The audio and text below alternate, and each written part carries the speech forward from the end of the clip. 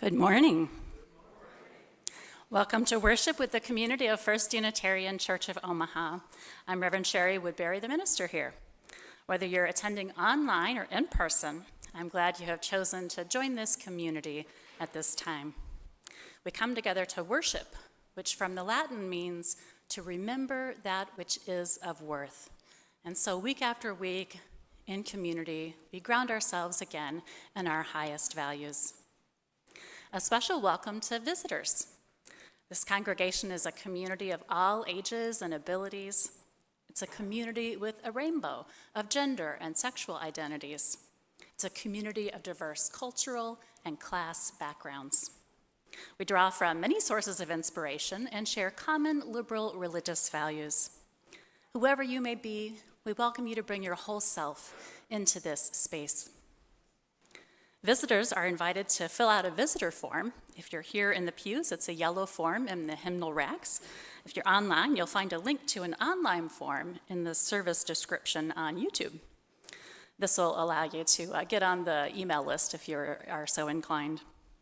All are invited to subscribe to our YouTube channel and other social media and share with others any things that inspire you that come from the congregation. We don't have any announcements today. I do want to share that our church occupies the traditional treaty lands of the Omaha and Otoe, Missouri tribal nations whose sovereignty existed long before the state of Nebraska. We express our respect as well to other indigenous communities of Nebraska, including the Ponca, the Winnebago, and the Santee Sioux, as well as many others that are present in the Omaha area. Our aspiration is to keep educating ourselves and to support causes, rights, and charities of Indigenous peoples in our area. Now, let us worship together.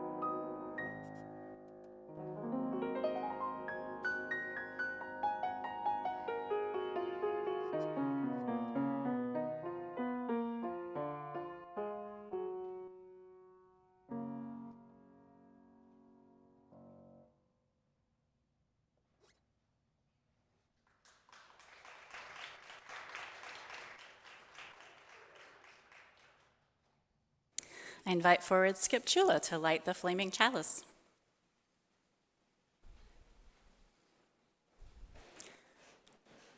Shall we do the chalice lighting words together?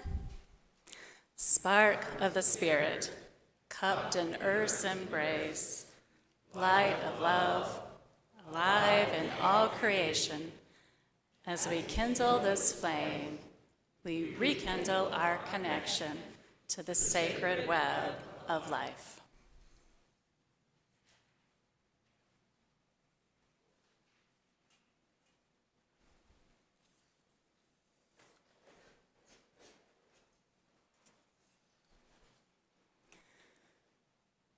I share words of our own kindness, Brian, with permission. In this season of chaos, our hearts and minds turn to those affected by the political turmoil. May we remember the communities we have built together. May we be open to sharing diversity, equity, and inclusion. Here, let us ready our bodies for the journeys ahead. Let us open our hearts in empathy to the vulnerable and fortify our spirits for survival. As we hold fast to this fight here in the arms of community, let the urgency of this hour not despair us, but rather let it radicalize us. Thus do we gather together. I invite you to rise if that feels good in your body and join in singing number 188 twice through. You may notice that the version that's projected there has a counterpoint. Don't be thrown off when I hop onto it, and any other singers are welcome to hop onto it as well.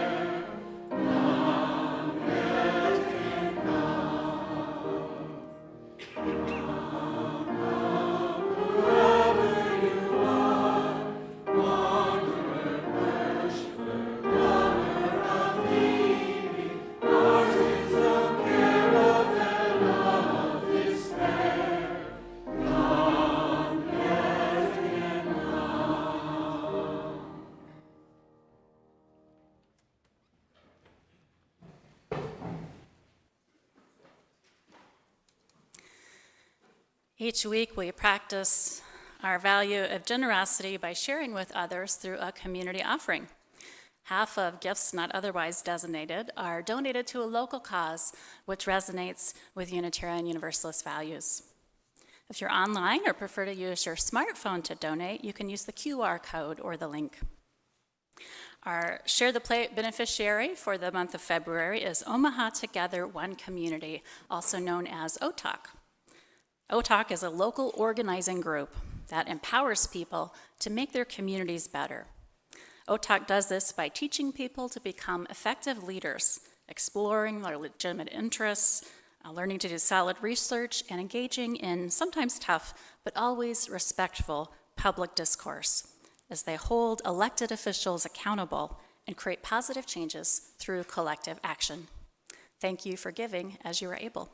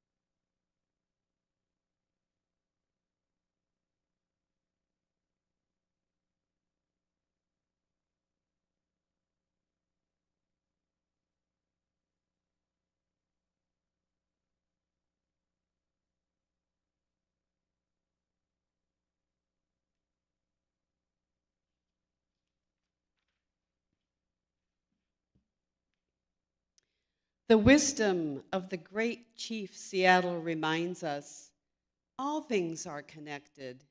Whatever befalls the earth, befalls the children of the earth.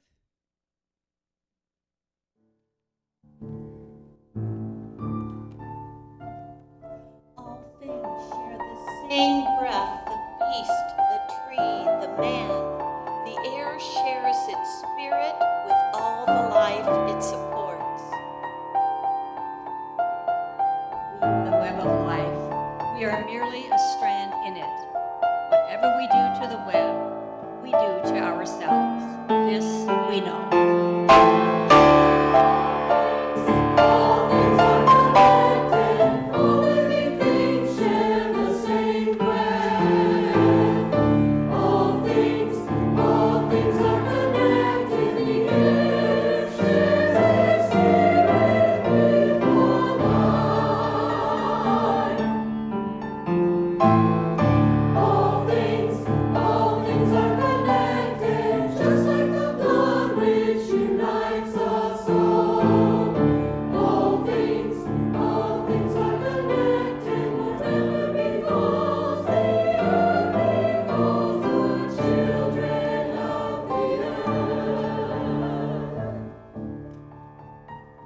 Treat the earth well.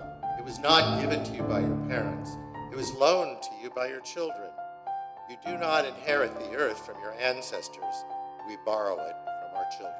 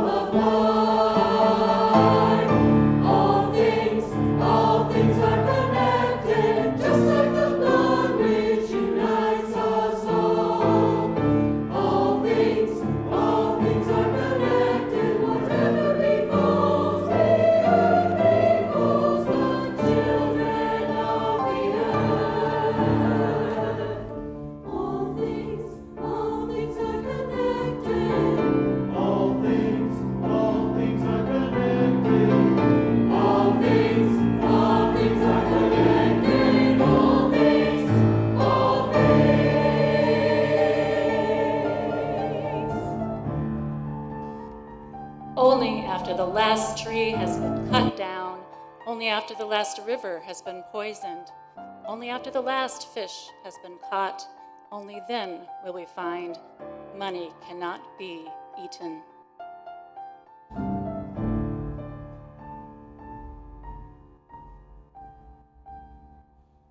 All things are connected.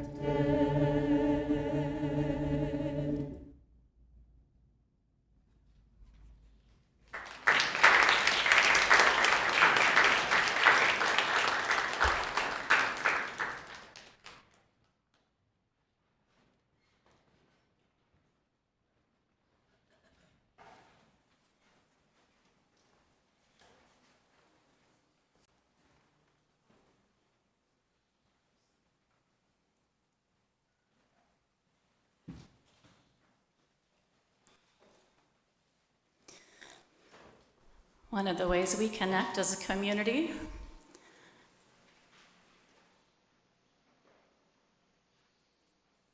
here at First. One of the ways we connect as a community here at First Unitarian is by sharing the highlights of what is going on in our lives, those big highs and those low lows. When we share the things that are bringing joy into our lives, we can spread that joy to others as well. And when we share the difficulties that we face, our community can offer its support. Do we have any joys and concerns submitted today, Colin? These can be submitted ahead of time online, shared in the chat, or written in the binder at the back of the sanctuary. From Sarah Copeland, saying award nominations are open. I'm so excited to nominate friends and members for awards and leadership positions. From saying friends here, Connie, I'm guessing Connie DeFazio maybe, had a fall on the ice and broke her arm and sustained other injuries. We're thinking of her and wish her a wholesome recovery. From Russell Porter, saying congratulations Sarah Copeland on her citizenship, and her award is off its spouse.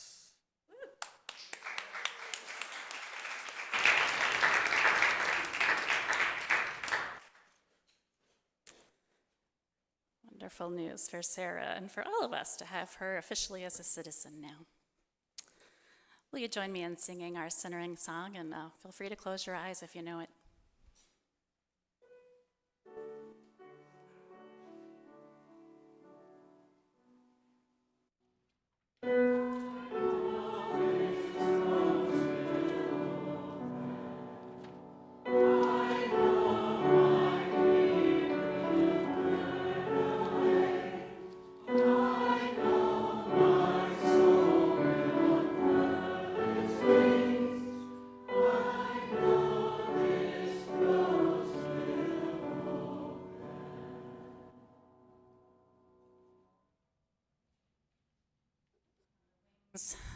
On the wings of this music, I invite you into a time of contemplation.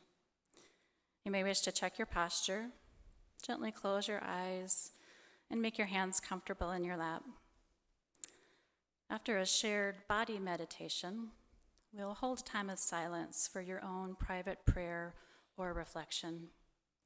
And I will end that silence with the sound of the bell. First, a guided meditation for your whole being as you are moved to participate. I invite you to notice if there's any fear or anxiety in your body. And if so, where might that anxiety or fear be showing up in you? Perhaps it shows up as an immobile rib cage, breath almost held. If you feel it there, you might shake your shoulders and let it loosen your breath.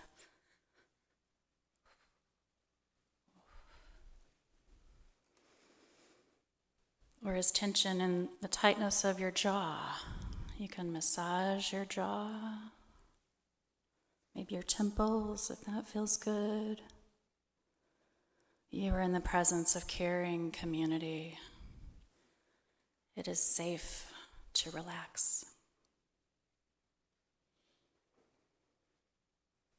Perhaps you are unconsciously clenching your lower back or your glutes.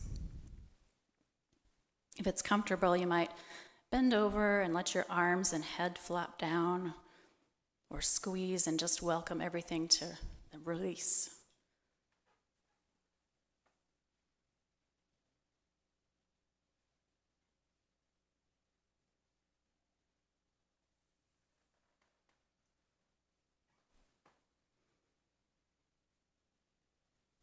I draw your attention to your hands.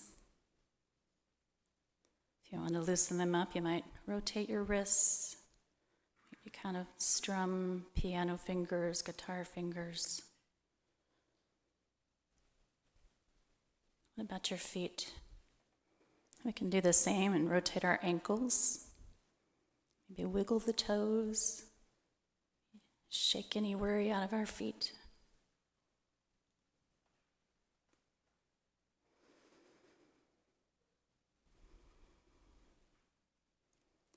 If the world is feeling hostile or lonely, you might like to rest a hand over your heart, perhaps another over the clavicle. Send yourself some love. You deserve love. You are loved.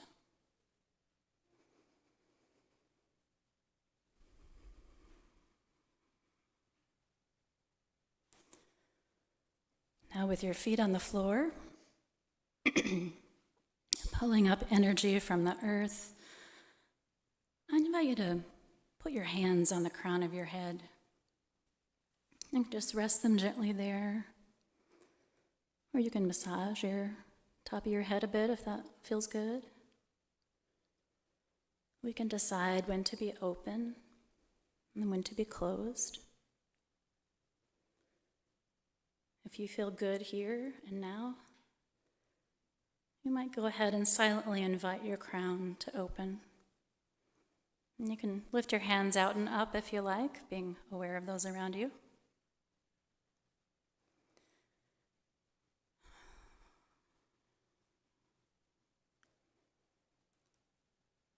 And before we rest once more, I invite you to sing again with me if you're so moved.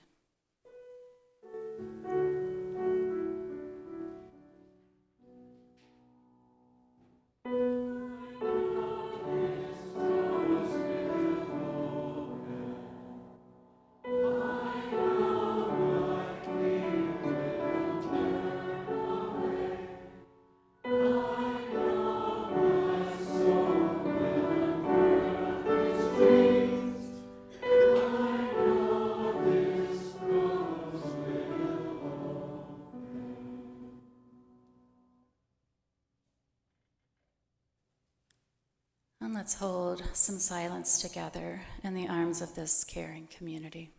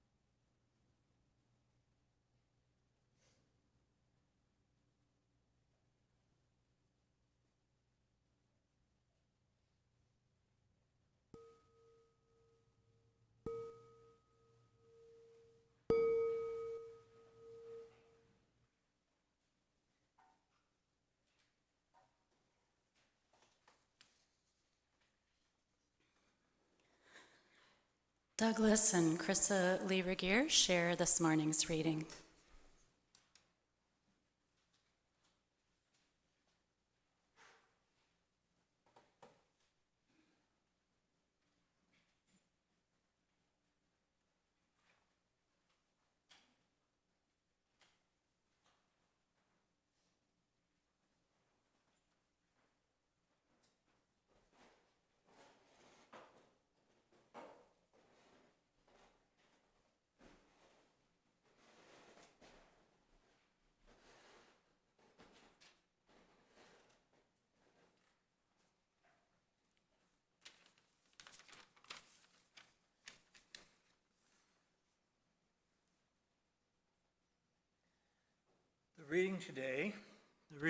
The reading today is Healthy Boundaries for Relational Intimacy and Spiritual Growth.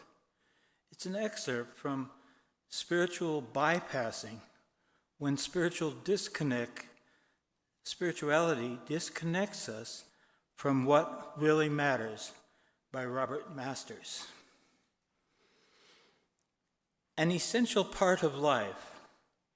Boundaries both contain and preserve the integrity of what they are safeguarding, be that physical, psychological, emotional, social, or spiritual.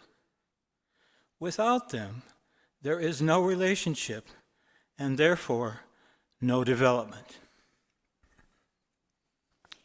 A healthy boundary is a psychophysical presence, a kind of energetic membrane possessing the necessary firmness to protect us from invasion, intrusion, violation, and other dehumanizing or life-negating forces, as well as the resiliency to soften and open to what is beneficial for us. Healthy boundaries set us apart without separating us and bring us together without homogenizing us. If we are inclined to be over-boundaried, we wall ourselves in, confusing security with freedom. On the other hand, if we tend to be unboundaried, leaving the gates wide open, we float on the periphery of embodied life, confusing fusion with intimacy, limitlessness with freedom, and excessive tolerance with compassion. The primary emotional state that functions to uphold our boundaries is anger, which is quite problematic for those who view anger as a merely negative state. Not having the voice and energy to assert the boundaries we need leaves us at the mercy of forces that may be detrimental to us. When we're entrenched in spiritual bypassing, we tend to like our relations sunny side up. No confrontation, no anger, no messy feelings. Nothing that leaves us with any egg on our face. Smiles and relentless gentleness often dominate the relational menu, with everyone doing their best to make nice. There is not just denial here. There is also considerable dissociation, perhaps masquerading as spiritualized detachment and equanimity. Such relational disengagement maroons us from the vulnerability and depth needed for real intimacy. But the opposite can also happen when we are caught up in spiritual bypassing. Instead of there being just a flight to dissociation, there may be a flight to fusion. Personal boundaries may become sufficiently weakened or marginalized to the point of dissolving differences between the parties. Such fusion does not demonstrate true union or intimacy. Instead, it demonstrates a kind of interpersonal homogenization,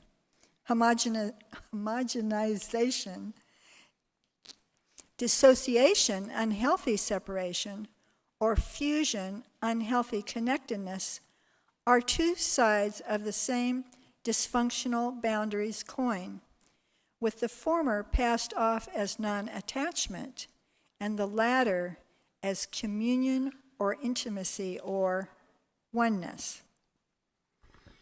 In a healthy relationship, there is ample room for confrontation, anger, and emotionally raw vitality. There is room for gut-level honesty, both with ourselves and with our significant others. Instead of rising above or otherwise avoiding our difficulties, we go into and through them together, finding in such mutual voyaging and sharing an ever-deepening intimacy.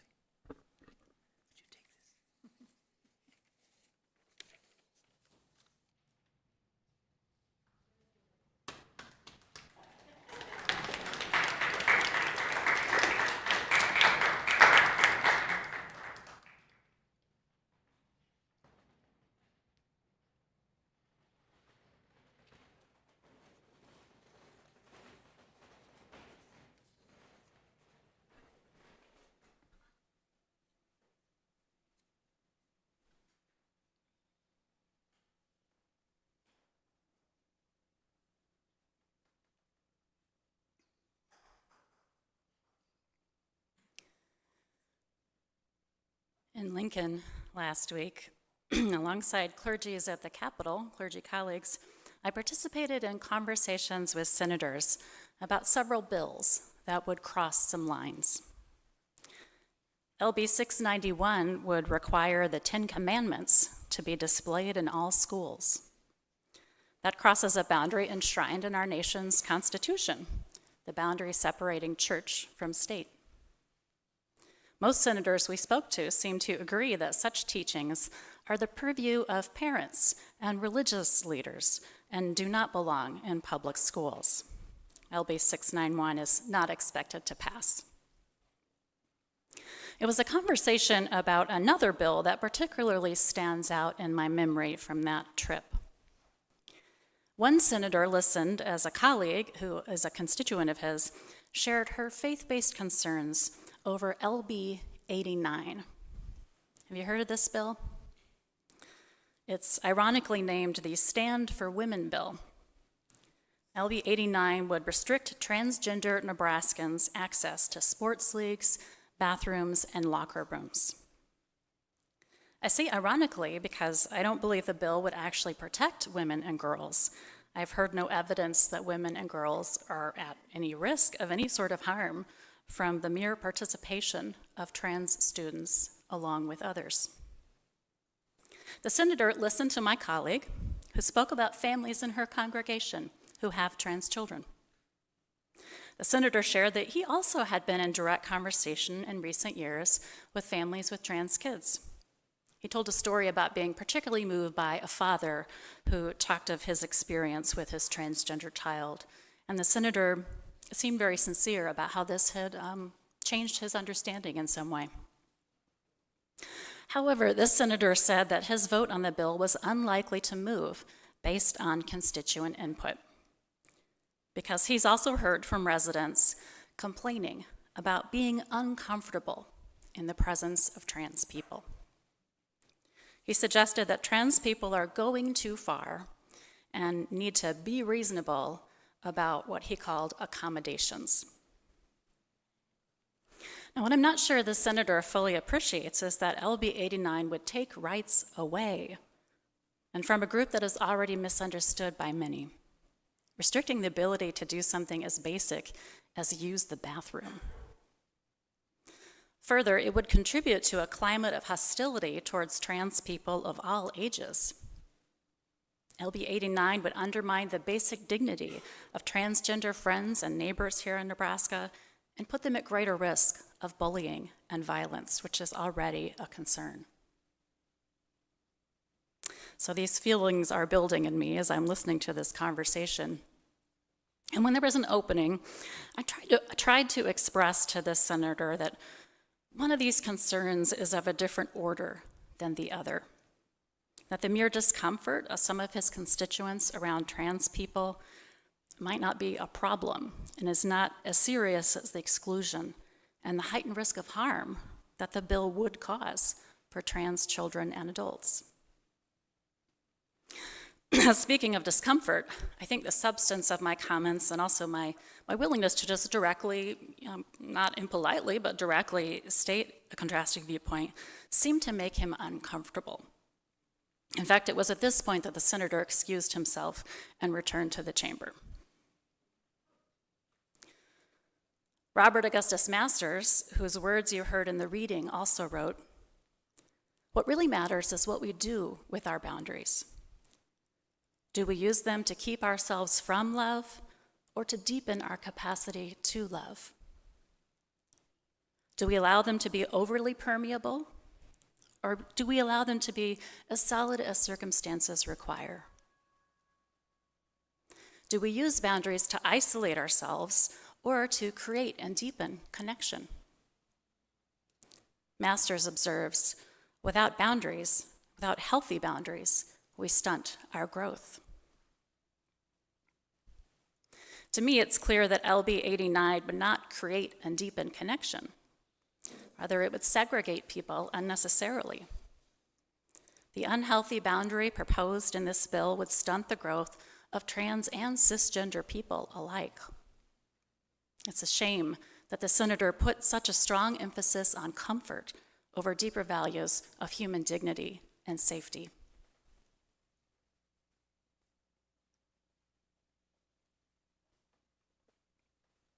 Now, I'm not suggesting that boundaries have no place. I believe boundaries are necessary and that boundaries can be created and lived into in ways that ultimately serve everyone.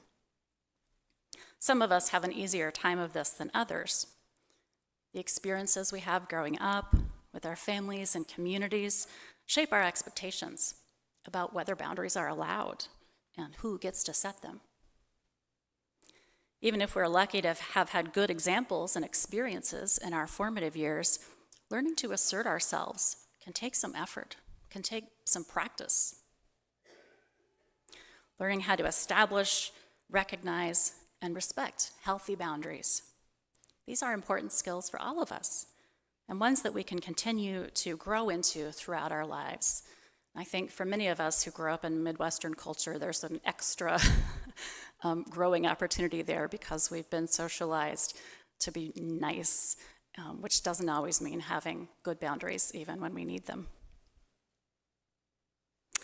But I'm going to go to another part of the country, to Boston.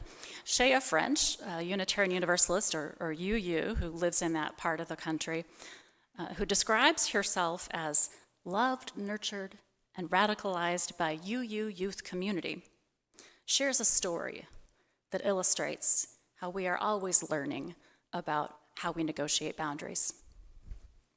French writes, "It's day 23 of summer, and my friend still does not have a summer job. I've been asked not to help, but I feel worried. I know they're unable to make some needed car repairs, so I send them a job posting. And the next week, I send another, a third the week after. They say no to my offer to co-work. My worry grows. But every time I offer unsolicited help, my anxiety goes down a little. It lets me feel a little more in control over something I have no control over. A year later, this friend and I have built more trust in our relationship," French goes on, "and we talk about that previous summer. I learned that my friend was in recovery from a chronic illness then, and their focus that summer was on healing, not working. They felt judged by me. Every time I sent them a job posting, it felt like I was saying there was something wrong with them and their choice not to work. I feel awful," Shea writes. "This was so far from what I had intended. As a disabled person, I know how frustrating and hurtful it is when people try to offer help I don't want or need. I know how I have to fight down my own internalized inferiority and reconvince myself there's nothing wrong with doing things a little more slowly or jerkily. I feel so unseen in those moments." That summer, I had missed the step of paying attention to how my offer to help was received. I had prioritized easing my own worry over respecting the boundary that my friend had set. My friend hadn't given me a reason why they weren't job searching, but they had told me everything I needed to know to be respectful and caring in that moment, that they didn't want my help. We don't need to understand why someone sets a boundary to respect it. Shea concludes her story with this aspiration: "May we be generous and judicious in the help we offer. May we recognize that sometimes the kindest thing to do is not to be helpful, but to pay attention when someone says no."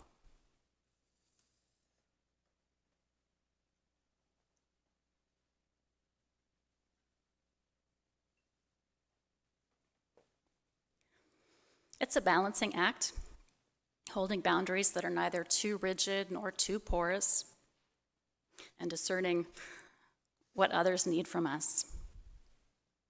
Religious traditions can provide support for this. From the nursery to coffee hour, from the classroom to the boardroom, congregations give us places to build our skills in working with our individual and collective boundaries. As Unitarian Universalists, or UUs, we're part of a tradition of communal covenants that goes back to the Cambridge Platform of Church Discipline. This was written in 1648 by the Puritans of Massachusetts. The concept of covenants itself, you may recognize, coming from ancient Hebrew and Christian scriptures. It's a very old idea. So UUs are part of a free church tradition, meaning our central question is not, what do we believe? That's not what we ask to figure out what holds us together. Instead, we ask, what values will we embody, and what does that look like in community? In the absence of a common creed, our covenants are all the more important. Covenants set out the boundaries of our community. They articulate the commitments we make about how we will be together. Here is the first part of the covenant of right relations that this congregation adopted. It's good to remind ourselves periodically what promises we have made to each other. Why don't we do this as a responsive reading? We can have everyone do that first line together, and then on the bullets, we'll go back and forth between the piano side and the organ side, and the piano side can start with the italicized version. So I'll cue you all. Our covenant of right relations. We can start all together. We, the congregation of the First Unitarian Church of Omaha, covenant together.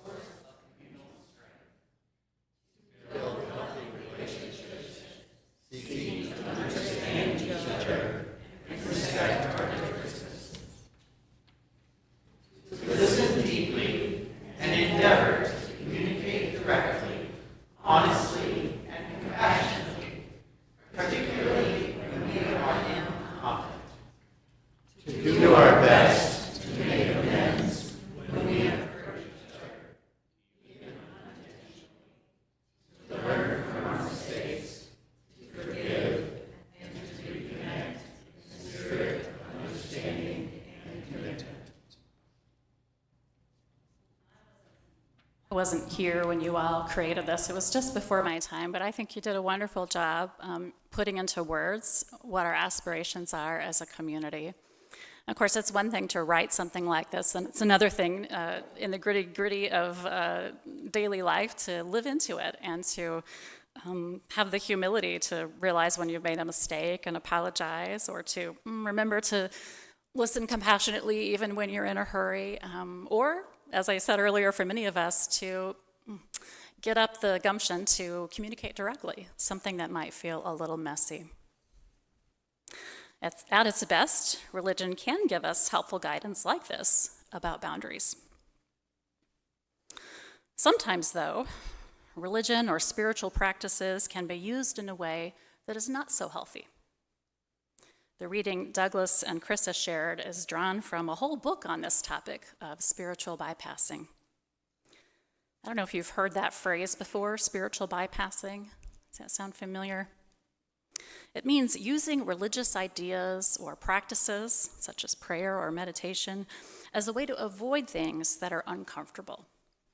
Maybe avoiding difficult emotions, or messy conversations, or necessary confrontation. As we heard in the reading, unfortunately, that kind of avoidance often means that we are missing out on real closeness in our relationships. Our choice of comfort in the short run can come at the expense of our own and others' growth in the long run.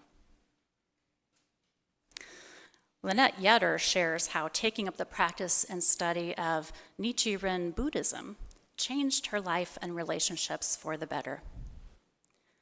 But the guidance she received did not always serve her well. Yetter describes how several decades after she began her Buddhist practice, a family member came into her life in a kind of confusing way. They drew close, and at first it seemed great. But after getting financially entangled with this loved one, she didn't know what to do. Here's how Yetter continues her story. I reached out for spiritual guidance from 2 trusted Buddhist elders, she recalls. One said to consider the unhappiness of the abuser. The other assured me that as I continued to strengthen my Buddhist practice of chanting a specific mantra, this abusive family member would come crawling to my door, begging for forgiveness. Neither guidance was helpful. I considered his misery and strengthened my practice, but I was still stuck in the ever-worsening situation. The abuse was unendurable. Finally, Yetter writes, I followed the example of Buddhist Tina Turner and left his sorry hiney. I looked that up, by the way. Tina Turner was also a Nichiren Buddhist practitioner. Like a coyote in a trap who gnaws off its own foot to escape, I got rid of most of my things and moved out of the country, Yetter says. Eventually, with lots of Buddhist chanting, with intense devotion and hard work, I was able to end my financial entanglement and relationship with the abusive family member. Yetter shared that her relationship with this family member remains complicated, and there's still a struggle with questions like, how did I miss the warning signs? Why was it so hard for me to set appropriate boundaries? She writes, years later, by working with a non-denominational spiritual director, I've come to the point that I rarely think of that family member anymore. I'm learning that everyone is where they are on their journey, doing the best they can, and I can choose with whom I spend my time and energy.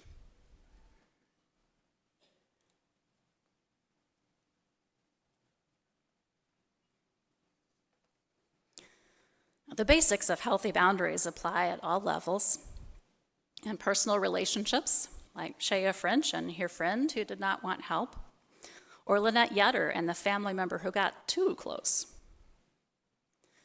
In a religious community like this one, where living into our covenants is a spiritual practice and a continual opportunity for growth. It's not something we're ever going to do perfectly. It's something we keep learning how to do better. And also, these ideas apply at the societal level, where norms of mutual respect, civic involvement, and just laws, just boundaries, if you will, can make a pluralistic society work. Or where suspicion, disconnection, and discriminatory laws can badly fray the social fabric.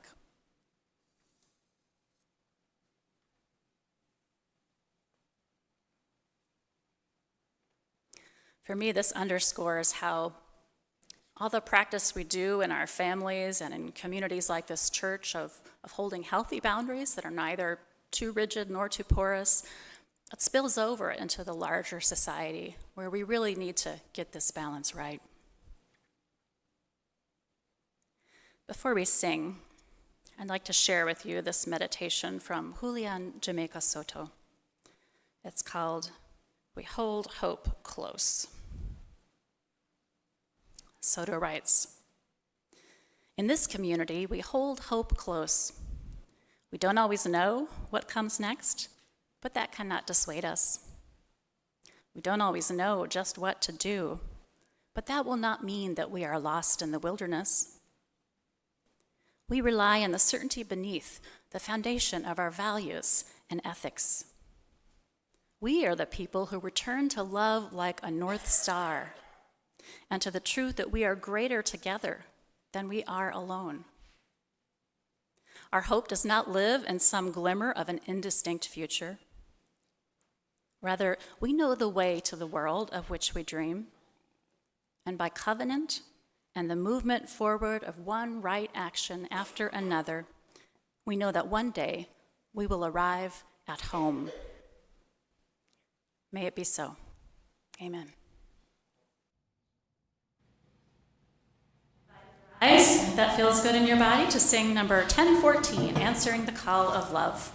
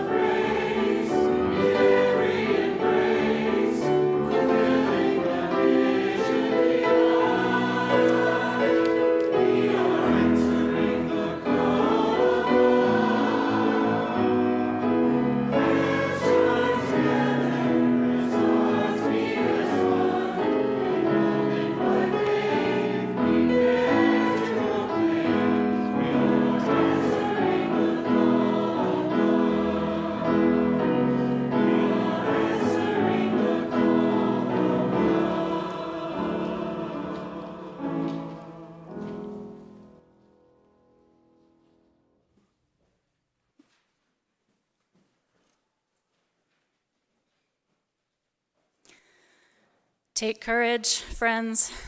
The way is often hard, the path is never clear, and the stakes are very high. But take courage, for deep down there is another truth.